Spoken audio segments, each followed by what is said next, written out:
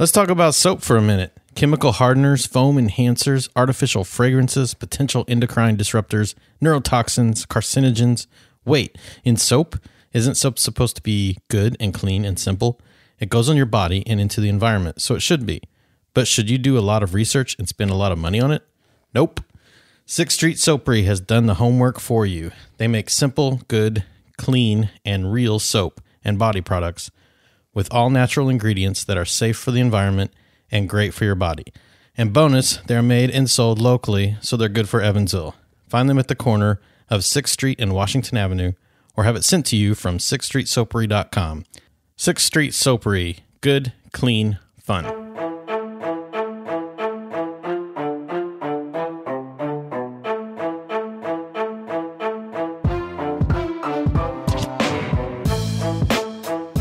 Hello and welcome to Evansville Podcast. This is the 3rd year anniversary on the release date of this episode of the very first Evansville Podcast. Podcast episode number 1 with Curvo Labs, Mr. Andy Perry and Mr. Steve Sirheinrich. We thank them greatly for getting us off on the right start, on the right foot, whatever the saying is. But we're not here to talk about them. We're here to talk about 2016. What I've done for the first time is compile a clip show with the best of Evansville podcast for 2016. So I will be introing a few of these clips. If you haven't heard them or heard the episodes, then maybe it'll pique an interest and you can go back and check the archive for the full episode. But I just wanted to get out. But I thought we had a really good year of podcasts. A lot of things have happened this whole year to Evansville in general and to the podcast as well. We've grown a lot. We've gotten better quality sounding and hopefully better quality content. And yeah, we started off the year with a great party at Boca for our 100th episode celebration. And I stopped counting on the podcast after the 100th episode. But just to give you an idea of where we're sitting right now, this show will be number 173. So we've cranked out a lot of things this year. So without any further ado, which I try not to say as much anymore, but I think that this has been a little bit of ado. So without any further ado, let's get into the clip show. The following clip is from an episode I did with Illya Williams. He's the owner of Spice Cafe, a new restaurant here in Evansville. And in this clip, we don't talk about the food necessarily. We talk about Illya's unique background in the martial arts. Now, this has nothing to do with your restaurant necessarily, okay. But just from knowing you, you also, I don't know if you still do, but you used to teach martial arts. Yes. So I was curious. Are you still? You're still looking to do that some more? Or? Yeah, that's a great segue. So that's a kind of another passion of mine is martial arts. I've been involved in the martial arts for the better part of 30 years. I thought you were only 32. Yeah. No? Okay. Yeah. I'm only 32. Right. I started when I was 2. Okay.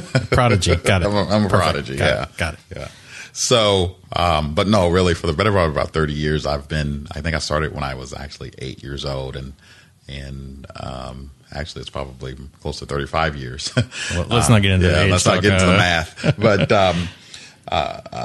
But I hold several different black belts in different styles. I hold a master's ranking in a style. I've actually developing a style. I'm associated with Chunjito International. And Robert Cuttrell, he's a grandmaster here, has a school here, and it has an international influence, and actually have shared my style with him that I'm creating.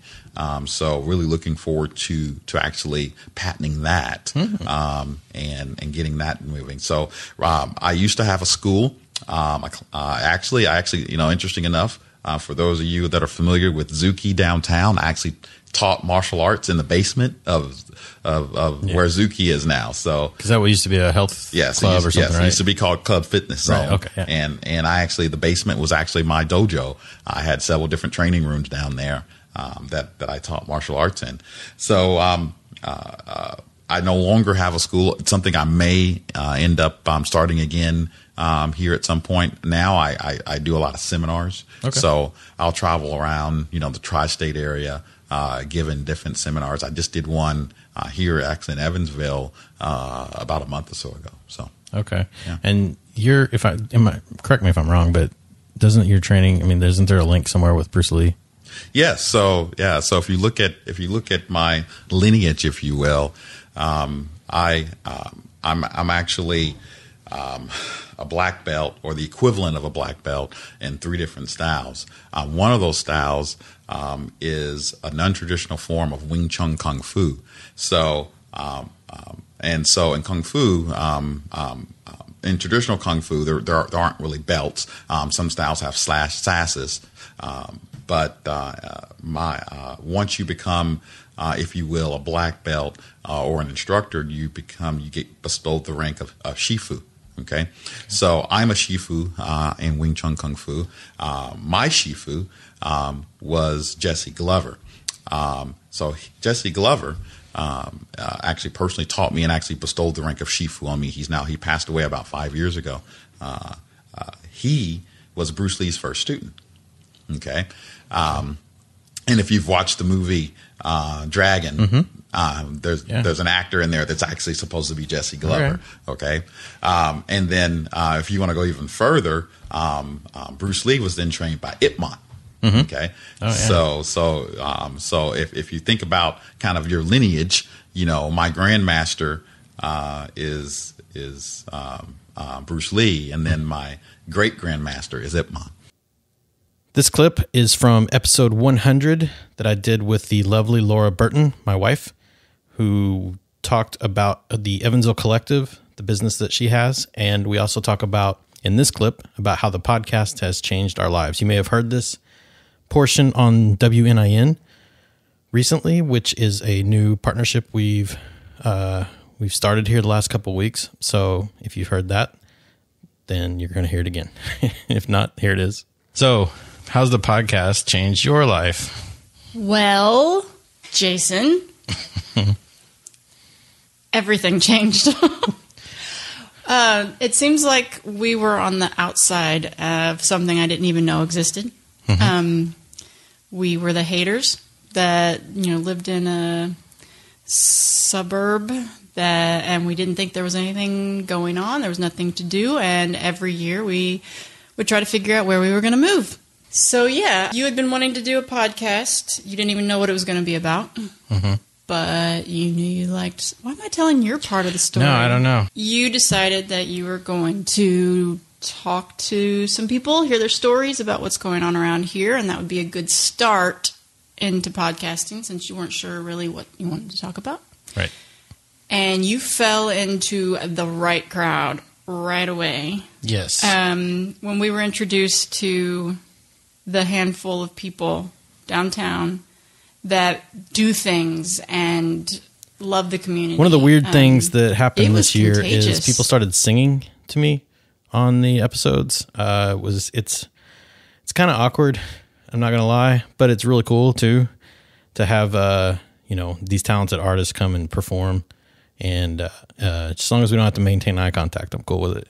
But this was the first one. Josh Merritt came and talked to me, and we were over at Innovation Point, and it was very uncomfortable because he's very loud, just naturally loud singer, and I wasn't sure if we were going to get in trouble, so I wasn't able to fully enjoy the singing as it happened. But it turned out great, and we didn't get in trouble, so it's cool. But since then, I've recorded all the singing at my Evansville podcast studios. I'll play a song that my dad wrote. My dad wrote this song.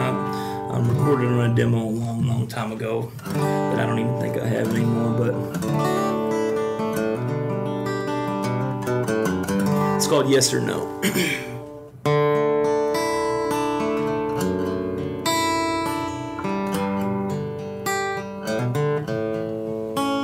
When we talk anymore, you just stare at the floor. There must be someone new in your life.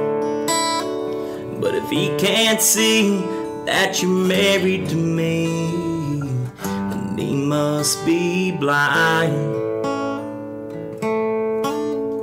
So tell me yes, tell me no, if you don't love me no more, 'cause I can't live this kind of life.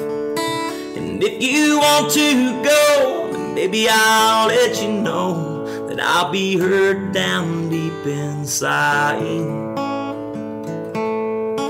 And I'll fall asleep at night holding your picture tight, and praying that you'll call. And all tore up and hurt inside, trying not to climb the wall.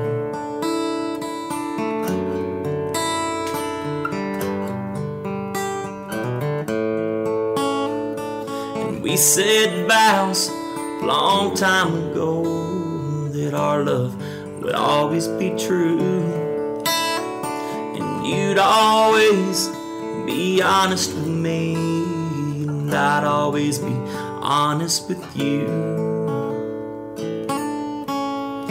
So tell me yes, tell me no, if you don't love me no more, 'cause I can't live this kind of life. And if you want to go, then maybe I'll let you know that I'll be hurt down deep inside.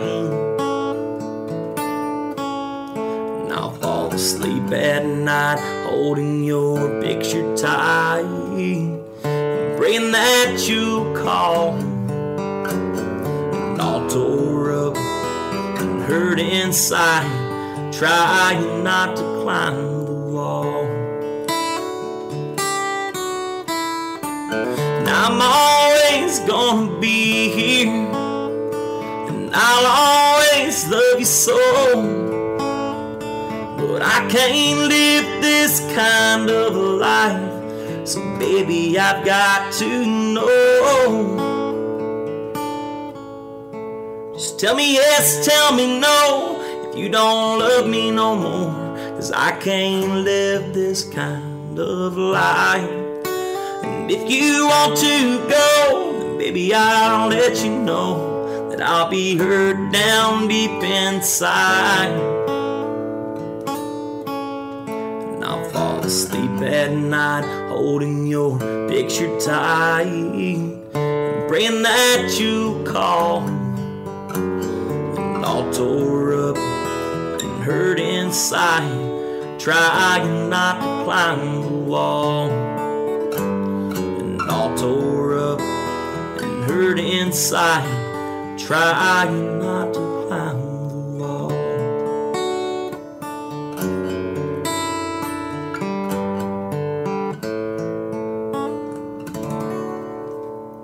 Doing this podcast introduces me to a lot of interesting companies and people. For example, did you know one of the top-selling bedding companies on Amazon is based right here in Evansville? They're called eLuxury Supply. They sell sheets and beds and mattress pads and dog beds and really all kinds of stuff for the home, for every room in the home. They're on Amazon and they sell through their own website at eluxurysupply.com. In fact, I ordered 2 of these mattresses last year over the internet and didn't even realize the company was in Evansville. I was so happy to learn about eLuxury Supply being from Evansville and also being great mattresses.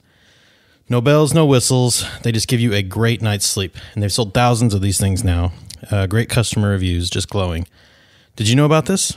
And I think the world needs to get out and learn about how great eLuxury Supply is. But I'll tell you that now that we know some of the best mattresses out there come from Evansville, we should be bragging about them and supporting them. That's eluxurysupply.com. Just a great mattress for people who like a great night's sleep. Use offer code EvansvillePodcast10. You'll save 10% off, and we'll get a little support as well. So supporting eLuxury Supply and supporting the podcast at the same time and getting a quality product. We actually ordered another mattress recently, and the bed sheets are amazing. They came with it as well. So huge fans of eLuxury Supply. Check them out. Earlier in the year, a church bought a bar, and I happened to go to that church, so I was familiar and was able to grab the senior pastor there and go over some questions, because there was a lot of questions, as you can imagine, going around at the time for what that meant. And so I pulled some questions off of Facebook that I'd seen, and I asked some people to chime in any questions they had, which it turned out to be a great episode and a very well-liked episode, I believe. So this is one of the questions that we had asked Stu Armstrong of Encounter Church about the purchase of Hammerheads. Was the city involved at all in the purchase of this sale? I guess. I wish. What do you mean? Would they give us money? Right. No, I wish. If you would like to, Mayor Winnicky, if you're listening, please give us money. Yeah. You can go on EncounterEvansville.com/giving. No, we took no money from the city. No government funds or anything like that. They weren't in strong arm. No, they didn't strong arm anyone. Hammerheads was for sale, and we bought it. It was just kind of what you do with businesses. Right, yeah. I don't know if you knew that, but real estate. I've heard a little bit about this. People sell things, and then someone else buys it. Right. That's kind of what happened here. I've heard this happen before. Yeah.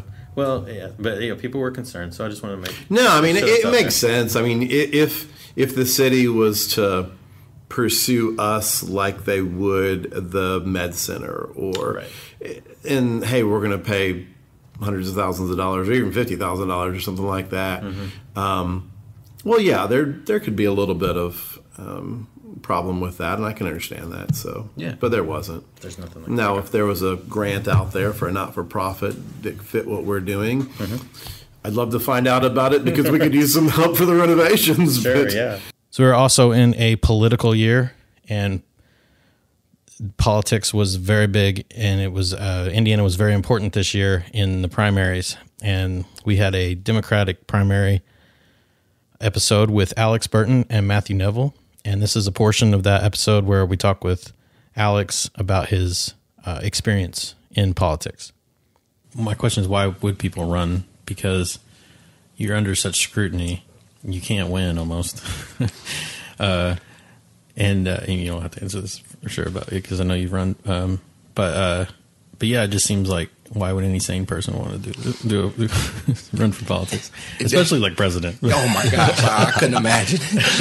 But I mean, it definitely takes tough skin. But beyond that, I mean, for me, it was the possibility of what could be versus all these brick walls of negativity and people bad mouthing and all this and that, but it comes with the territory. So, yeah, and you're not running, right? No, I'm perfectly content being behind the scenes. So you say. Yeah, I've seen House of Cards. That sometimes you get pushed into a. That is one of my favorite shows. I will not lie. I've heard that's very accurate, actually. From didn't Bill Clinton say that was more accurate than you'd think, kind of thing? You're like, that's scary. Yeah. You served up in D.C. and interning, so I don't know how much of that you quite saw, but... Well, oddly enough, I could have been an extra in the show.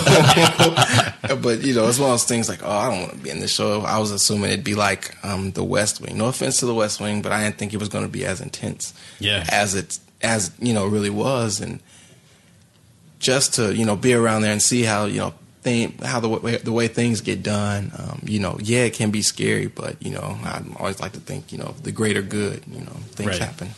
And not to leave out the more, I don't want to say interesting side, but they were both interesting. But the Republicans had their own issues that we talked about, and just hearing it now is funny from what happened later. But Justin Groenert and Rick Martin joined me to talk about the Republican primary.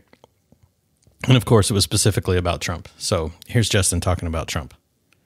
He's able to say things that allow people that are angry to hear what they want to hear in a lot of ways. And that is a powerful thing to have if you're a candidate.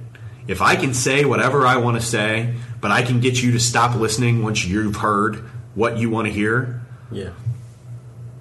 That's a powerful thing to have. And that kind of was how President Obama, it was a completely different tactic, but you preach the message of hope, and then that's what people hear, and they go with it. Well, this is a message of hate, but it's still effective, right? Just I wouldn't say hate, it's anger. Well, okay. I'll say hate. Yeah, well, that's fine. I will say I have no affiliation with but Donald Trump has tapped certainly into that sort of undercurrent that has been going since the end of the Bush administration.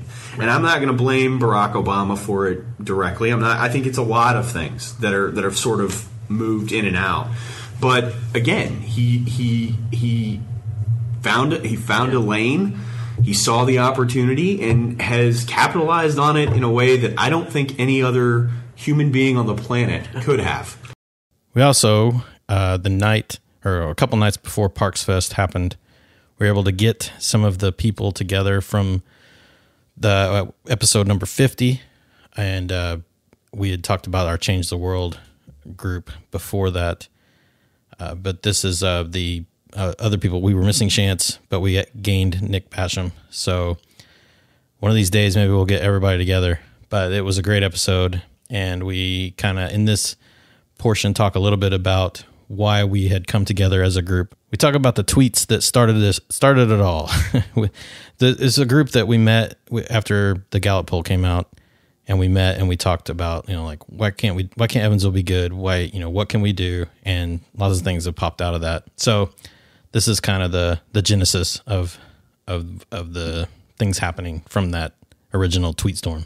So I've said this a lot, and I think I'll keep saying it, that I feel like the Gallup poll ranking Evansville a top 10 most miserable city is possibly the best thing to ever happen. Maybe not ever happen, but it was a wonderful thing to happen to Evansville because it was a wake-up call. It made people mad. It made people... It lit a fire. It did, yeah. And going around and talking to other people that are doing things, they say the same thing, like, I don't think this is a miserable place, and why would I want to live in a miserable place? And what can I do to change that mindset? It seems like a lot of things have come from that poll. Yeah, well, I mean that's what we individually kind of all felt from it too. It's like, okay, we can talk about not being miserable, but talking does nothing. Yeah. What can we actually do? And some of the things we got started, some of the things other people got started, and now it's just kind of an epidemic of new things starting. One of the really cool things that happened this year was I got to talk with a famous rapper, used to go by the name of Malice, changed his name to No Malice, and had a documentary that he was debuting on his world tour. He was debuting it here in Evansville. So he called into the show, and Sean Little who had set the whole interview up. He was amazing. And he co-hosted with me, so we were able to talk with No Malice. And this clip talks about the change that he has made in his rap styles and his lifestyle, and how it has affected his fans. One question I had to ask is, since your progress since the clips, and you had your solo album come out, what's your fans' reaction been for you over this time? Definitely, it's been, you're not going to appeal to the same demographic that you were, and there will be a lot who like, hey, I get it, you know what I'm saying? So it's not going to be the mass appeal, or I'll say it hasn't been the mass appeal, but it's been, a lot of respect. It's been a lot of kudos, and I know it's for the better, like whatever it is, and even I myself, like, people say they want a Clips album, and they want a Clips album. And I understand that. I know what that catalog is. I know what that music is. I know how crazy it was. But even I wouldn't tamper with that. I know what y'all want. I can't give you that no more. So I'm not going to try to, give you an off-brand of what the Clips was. If you love the Clips and you like it, then you run with that, and you remember that, and you feed off of those classics. But I'm not going to try to make, Clips 0.2 or 2.0 or something. You know what I'm saying? So, and if ever it was a way to come back together, and it was first of all honest and true and edifying, if it, and then if it came back organic and was on the same page, then that would be something to think about. But as it stands right now, man, it's, y'all know what it is. Yep. So the self-proclaimed podcast queen, Mary Allen, joined the show to talk about her new venture, 6th Street Soapery. And we, specifically in this clip, talk about a little bit of trouble she got into while she was serving in the military. So yeah, I'm in basic training and we're out. It's a Sunday, so we're doing yard work and mowing and such. And, you know, in the military, it's everybody has to look the same, be the same. And so either sleeves up, sleeves down, everybody looks alike. And apparently I didn't get the memo that all of our sleeves were supposed to be up and mine are down. And I'm taking the mower back to the shed, and my drill sergeant, you know, with the big round hats, and he's walking toward me and I'm walking past him, and he sticks his hand up to probably stop me, I guess. Looking back is what he wanted to do. So he puts his hand up in front of him. I'm not even thinking. I just keep walking by him and just stick my hand up and high five him and keep going. Yes. The traditional military. Doesn't everyone do that? The military high five, right? Yeah. I mean, you know, it's one of those things is as soon as you do it, you realize, like, that was a really dumb thing to do. That's not what he meant. He's not trying to high five me. So I immediately stop. He obviously says Ryan. That's all he could get out through the laughter, but he didn't want me to see that he was laughing. So, you know, he had his head down and all you can see is the big brim, you know, and his shoulders moving up and down. So I'm like, well, this is good. At least he's laughing, right. You know. But I couldn't see that. But he would just said that's the most ridiculous thing. He said, I can't even make you drop for push-ups for that. Like, he didn't even make me drop, but he told me, you know, put my sleeves up, whatever. So I thought, wow, that was really easy. Like, I got by with that, and I really thought he was going to rag me about that for quite some time. Well, which is true. So, but not only him, every drill sergeant in the whole bay and every other bay and anywhere around on base, anytime they saw me, they made sure that to mention it. And I did end up doing some push-ups for it at random times. But it was like, hey, Ryan, so I guess we're friends now. We're just buddies. We high five and, you know, sure. And all that. So I heard about that. Yeah, pretty much the rest of the basic training. I didn't high five anyone after that. So one of the bright spots of the year for sure was meeting Deandre Wilson and getting to know him just a little bit. And he came on the show and I wasn't really sure what we would talk about, but the dude just knocked it out of the park. He's young and he's hungry and he's wanting to accomplish great things. Talk about food trucks. We talked about a lot of cool things.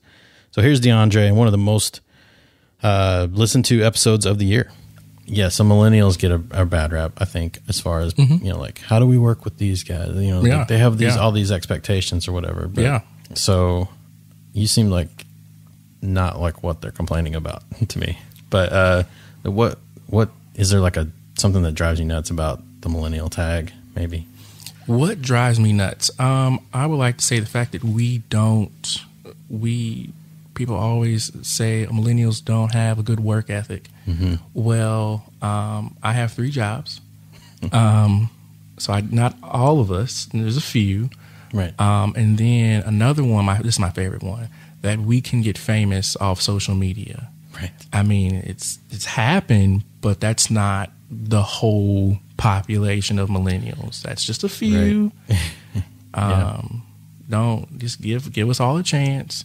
And then the ones that are getting famous off of social media, hear them out, because evidently they've got marketing down to a T. Jason Lee McKinney joined me to talk about music, and he's from the area. He doesn't live here, but his band does come through and play a few times a year, and he was able to perform a song for us as well. We were very happy to have Jason performing and look forward to talking to him again down the road. But here is Jason Lee McKinney. Go for it, man. All right. This song's the Leaving Kind off the new record.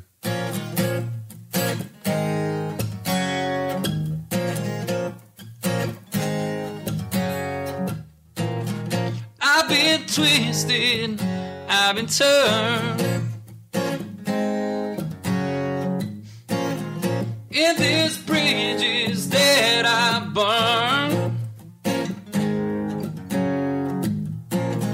I've been busted, been cut, lusted, rusted through lessons I ought to have learned, sins that I've earned. Sure, I hate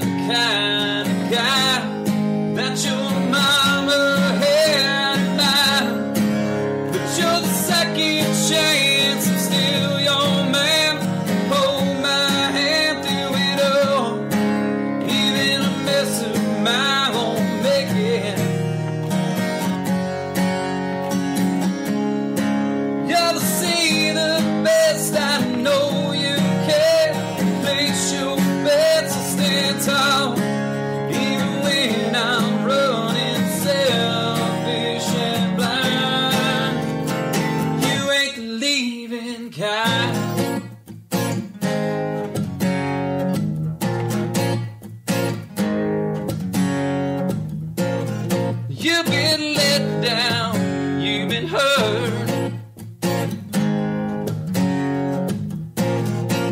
You've trusted and you've been spurned. But you're a fighter with a fire, deep desire to see the world. Let the rest burn. You're not fully stand, yeah, and scream. Don't let another take the reign. 'Cause you're the second chance, I'm still your man. Hold my hand through it all. Even a mess of my own making. Got to see the best, I know you can. Place your bets to stand tall. Even when I'm running selfish and blind. You ain't the leaving kind.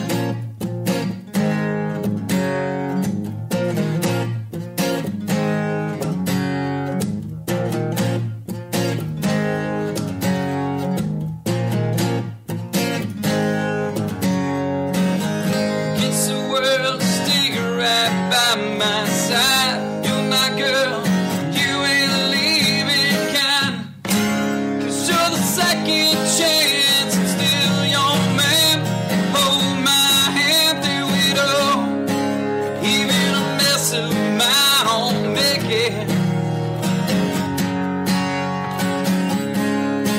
You're to see the best, I know you can. Place your bets to stand tall.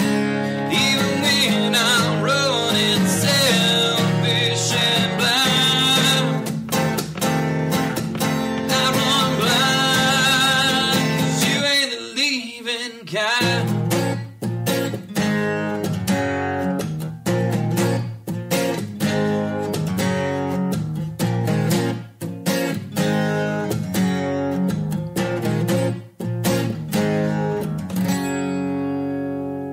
Was able to talk with Tin Man people, Fred Hillenbrand, Nick Davidson, but also got to talk with a couple of musicians, Figure and Cass One, who were doing a collaboration. They were working on an album together, and with that collaboration, they worked with Tin Man to have a beer made for them. So we were here to talk about the Eagle Crusher beer, which, if you tried it, it was a very, very potent beer, very good beer.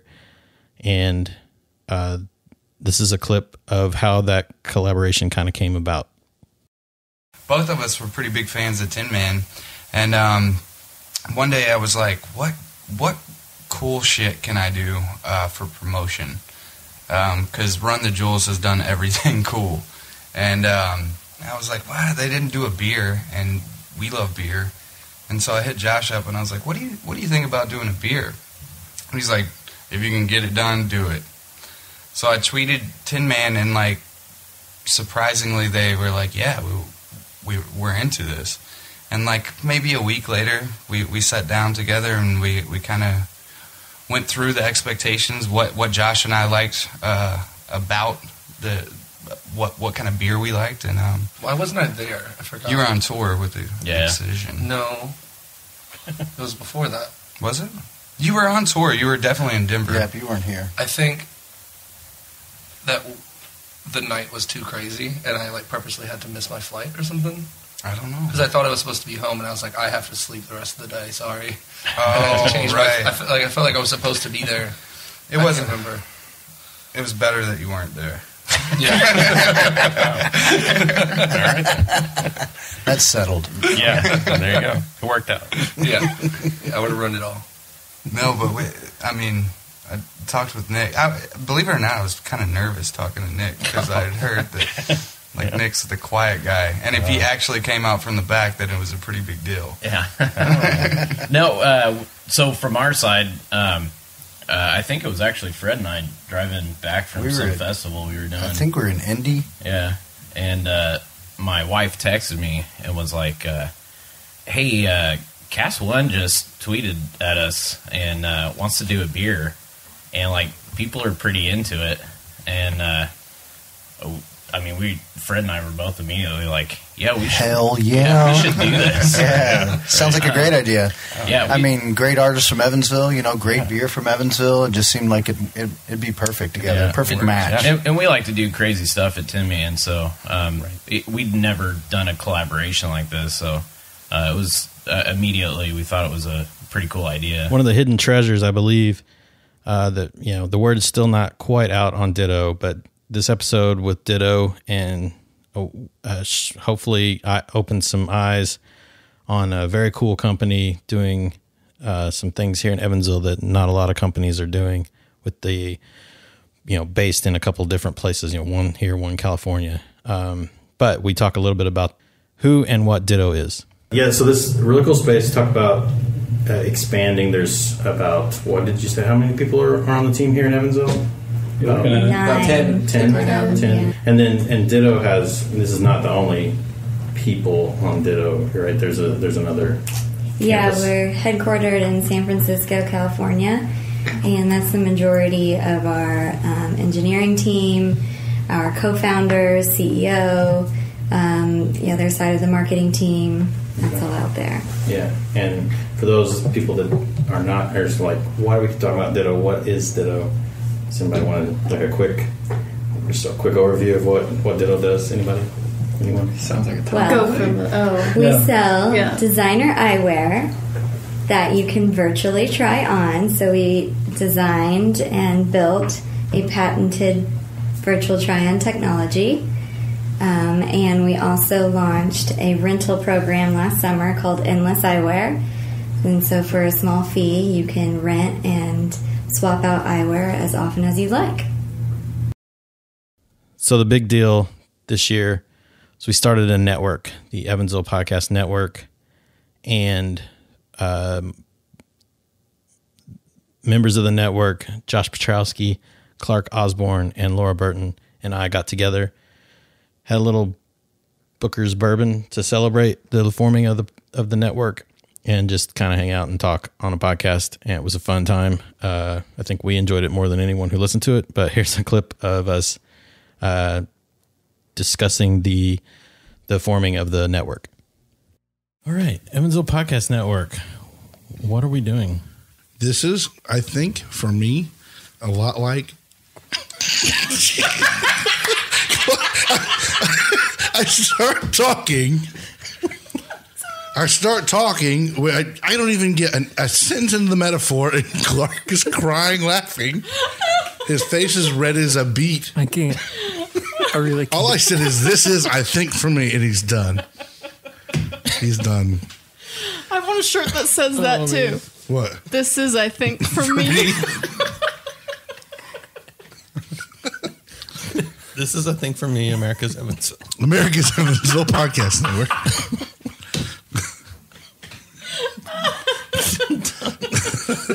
That's it. The episode is like 29 seconds long. This is a bad idea. Friend of the show, former and hopefully future co-host at times, Paul Eason, to announce his debut EP being released, and he performed a song off of that EP for us. And so here's Paul Eason with Moving On.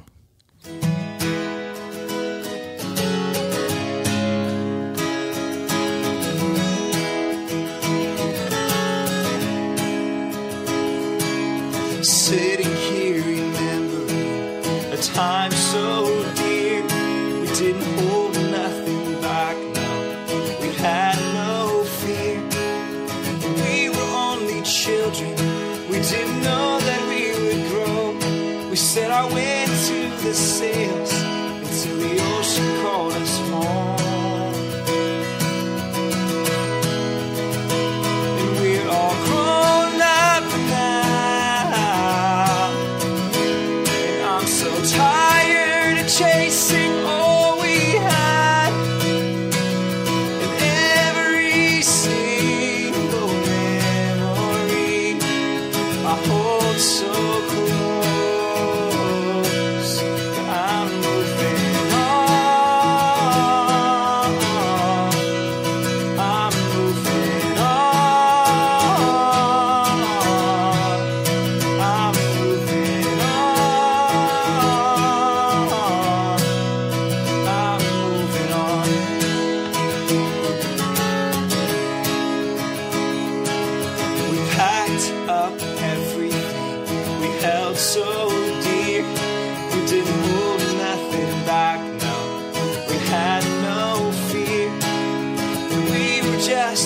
coursing through, we didn't know that we would stay. I found a love for the city, but you had to move away. And we're all grown up now, and I'm so tired of chasing all we had. And every single memory I hold so close. I'm moving on. I'm moving on. I'm moving on. I'm moving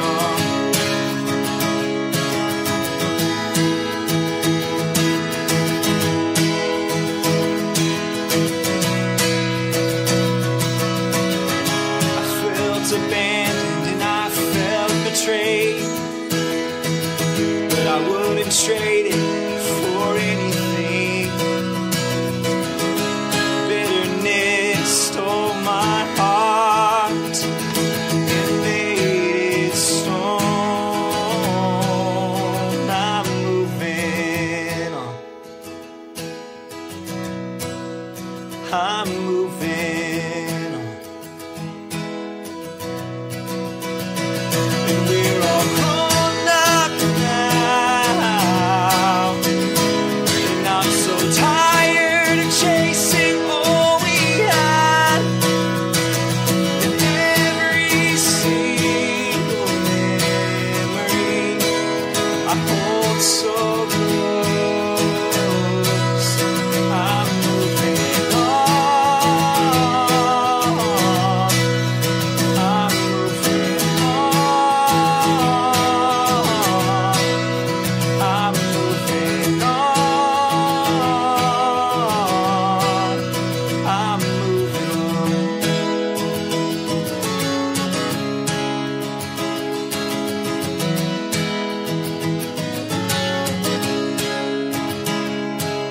Sitting here remembering a time so dear. Another thing, we wanted to try different things this year and maybe see, I call it pilot season, but just kind of try different podcast styles. And one of the things we did is Corey Edwards came on the show and he and I talked about movies. We used a website called Flickchart and we compare movies with each other and see who, which we kind of argued to determine what our shared list is of preferred movies. And this is an argument we had over two movies that were very near and dear to my heart, and one of them was very dear to Corey's heart. But you'll see, kind of get a taste of what the show is like. I can already tell from the movie poster. I know which way I'm going on this one. Oh boy, here we go. Groundhog Day or Kill Bill Volume 2? Whoa. Okay. Kill Bill Volume 2. We're going to have an argument. Really? Kill Bill Volume 2? Groundhog Day. You're crazy. Kill Bill Volume 2, which this is where we're going to argument about. Kill Bill 1 to me is better than Kill Bill number 1. Kill Bill 1 is better than Kill Bill 2. I agree. I can watch Kill Bill 2 or Kill Bill 1 and not have to watch Kill Bill 2. I like them together as one movie. Totally. A lot. I totally do. But Kill Bill Volume 2 is my favorite of the two. Groundhog Day is an amazing movie. It's a good movie. It kind of stuns me that you don't like this movie. I don't dislike it. No, but I mean like that you don't put it up really high. Right. Because the way you're talking about it, you're like, I could take it or leave it kind of movie. I could leave it.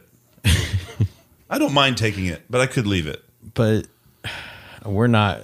I can't go Kill Bill 2 on the, because I know why you like it more because it's more talky.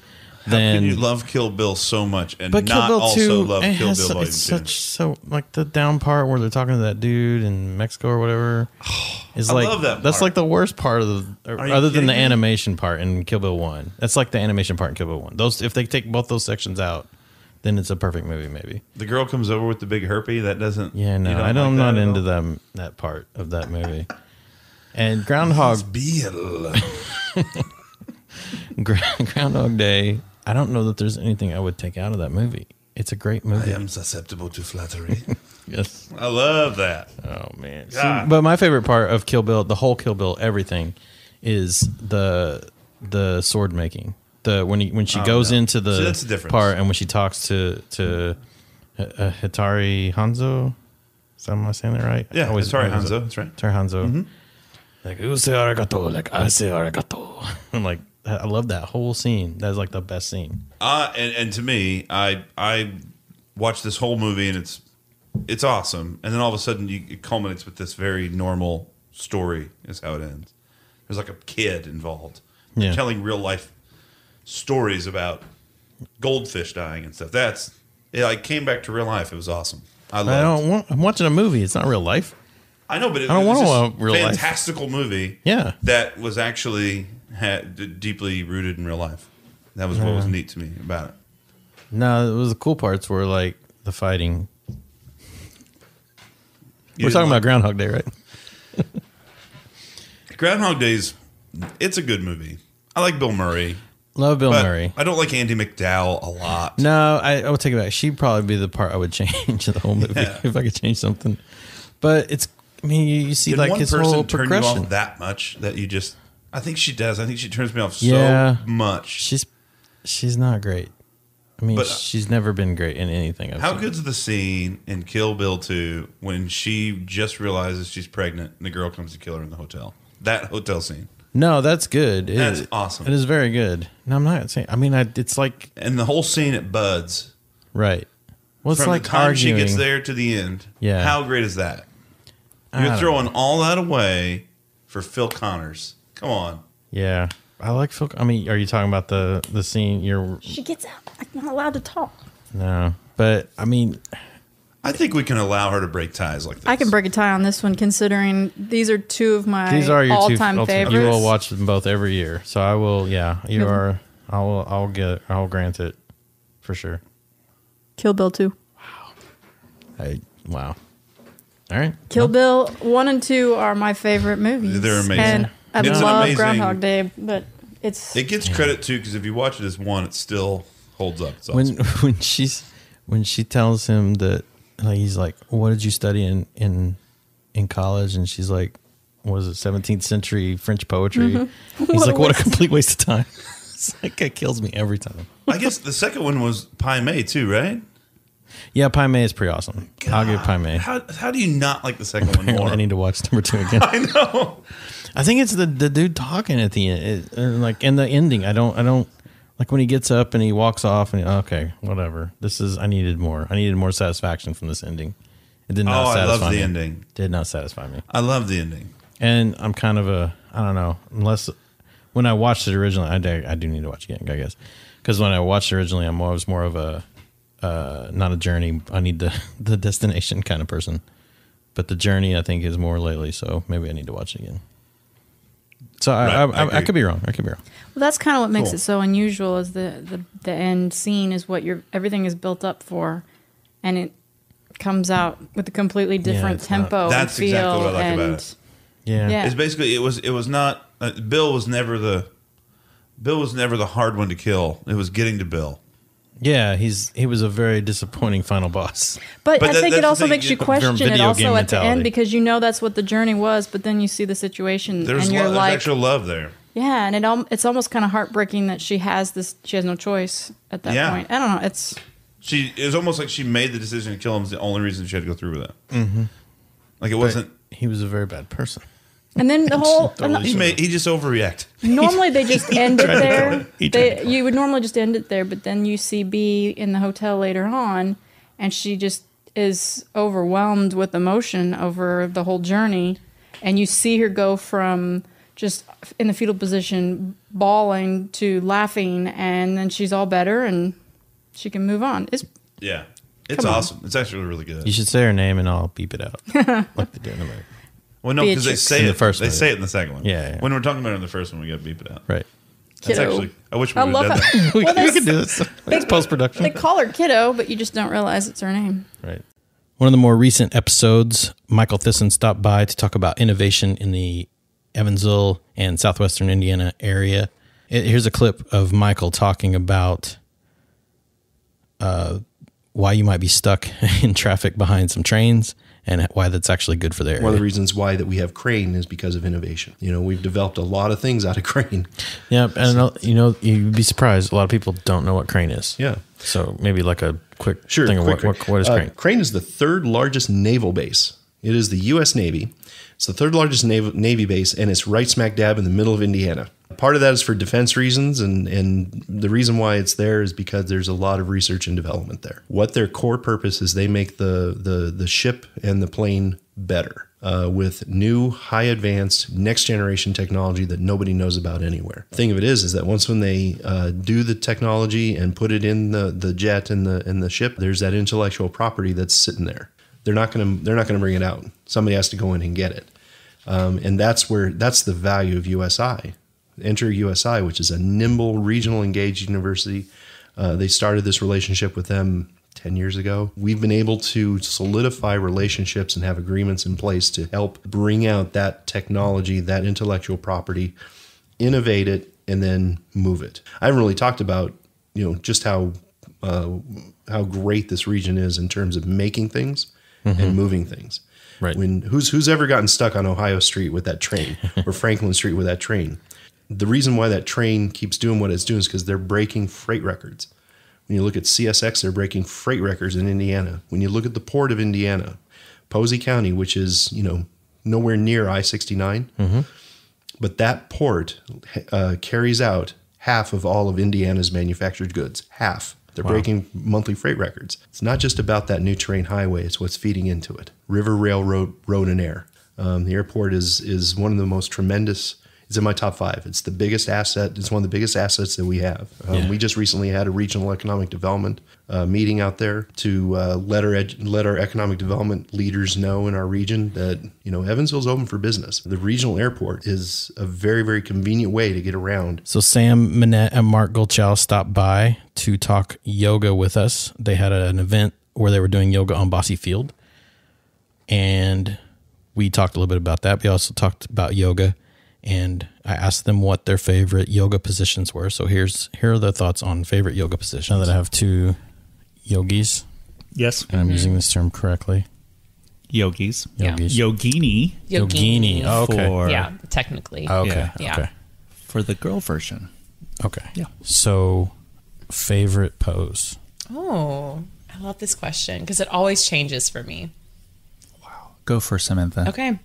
Right now, this very day, 1 hour after I practiced, full wheel. Oh, really? I love a full wheel. And it's because like I do have a lot of mobility in my thoracic spine, which might be a bad thing when I get older, but right now it feels really good. So thoracic, mid-back, and I have a lot of mobility in that. So anytime I come into a back bend, it feels really good. Because not only am I like opening up my back, but I'm stretching out. It's a heart opener, it's a throat opener, and then you're engaging your quads, glutes, and lifting up. It's just very it's empowering, and I love it. And we do a lot of them lately. We've been doing a lot of them. Parksfest was back this year, bigger and better than ever. Really was a great time, and we had Alex Mourer, founder of Parksfest, and Claire Ballard, who is one of the morning show. She's the morning show host of Hot 96. They were on to talk about Parksfest, and so here's a clip from the Parksfest show. We talked about this the other day. He was opening up for Taylor Swift. Vance Joy. Vance Joy. So he sings Riptide. Do you know that song? I'm so old, man. Just Take me down to the riptide, to the dark side. You're gonna be my left-hand man. Yeah. No. So I love you. Keep it going. When you're singing that sweet song. Oh, okay, I got you now. I got a lump in my throat because you're gonna sing the words right. I sing all the words wrong in that song for the most part. So okay, that's some killer confidence there. That's she is a pro, which is why she can't be the co-host. Stealing your thunder. Yeah, I can't have anyone that sounds better than me. So Vance Joy was playing in Ohio on the day before Parksfest. Making it perfect. And then playing in St. Louis the day after Parksfest. Even more perfect. Would have made it sense. And he's this guy's on a tour opening for Taylor Swift. Yeah. I mean, even more perfect. Yeah, I mean, she could have shown up. Swiftie could have shown up, Yeah. So that was pitched, and I was just like, I don't know. But at that time, I was kind of holding out. I had somebody in mind that I really, really wanted, and that didn't work out. But I was holding off for that person. I'm like, yeah, I think I'm gonna wait for this person. And I think it's gonna come through, and it didn't. But yeah, Dodger, he was like, because it was Waylon Jennings. You should do it. It turns out he was dead. Waylon. Yeah.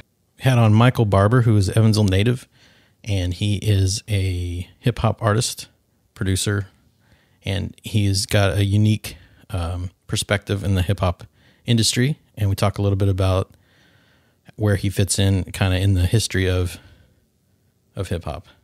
So you're I guess, is it officially the last artist that was signed by Death Row Records? The last solo artist signed to Death Row or group, anything. Yeah. Before they went bankrupt the second time with Wide Awake, signed me, and then they actually went bankrupt.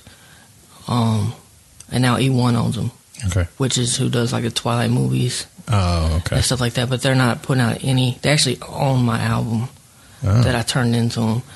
They put out like the Twilight movies, and they're gonna put out like, all the old Snoop stuff and Dr. Dre and Tupac that they own. So they'll still put those out. Okay. And get royalties from that. And then my album that I turned in, which ended up being only 8 songs that they own, like it'll get put in with those, with some of the movies that they do if they want to pick out of it. So I could possibly get placed with movies. Okay. But it's interesting. It's one of those things where like, they're not going to put out the album, but they still own those rights because of what I signed. Okay. I had turned in something right when it happened.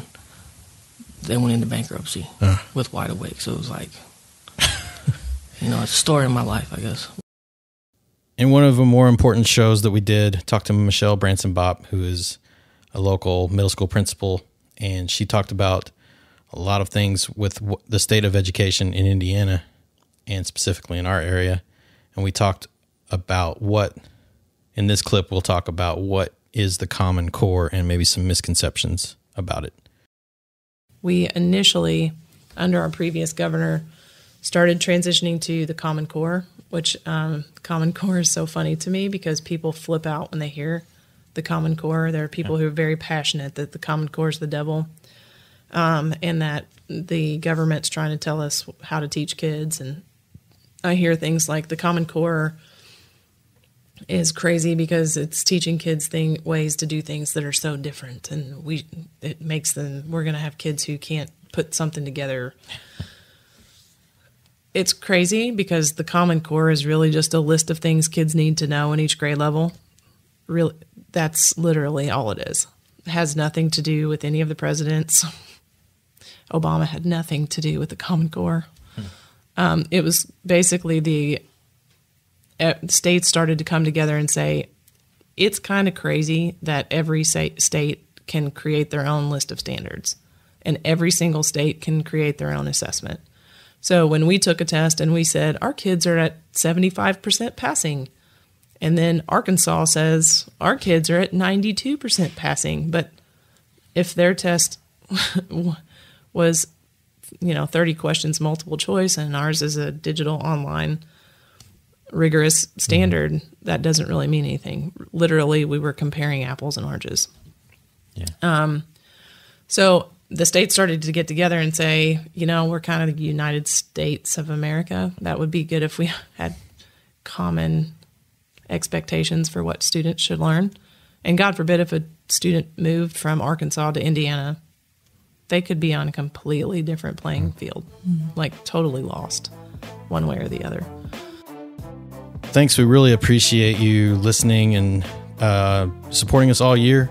Got some bigger, better things hopefully up for next year, growing, and some changes. Always trying to evolve the show. So if you have any ideas ever, please do not hesitate. If you have people you want to hear on the show, just send them my way. Always in the lookout for good content. So please send anybody our way, and we're happy to have the network going. Looking forward to see how that grows throughout the next year. So thanks, and good job, everybody.